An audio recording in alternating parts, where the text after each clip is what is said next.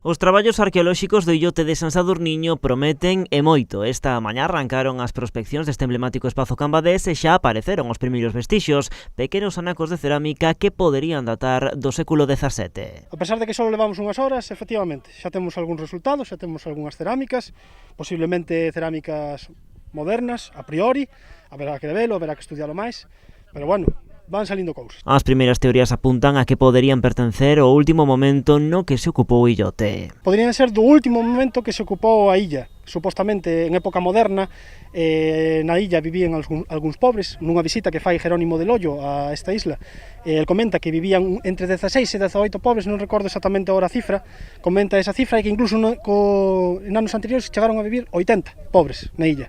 Entonces, puidera ser, non necesariamente que sea deles, pero que fora algún resto da vajilla que tiñan estas xentes por aquí. Os restos son relativamente recentes porque apareceron na capa máis superficial da excavación, nos primeiros 20 centímetros de profundidade. O obxectivo dos arqueólogos é chegar tan lonxe como sexa posible. Deberíamos de agotar o sondeo, é dicir, temos que chegar ata o punto máis natural do terreo. Na isla é posible que o punto natural do terreo este sinalado por rocha.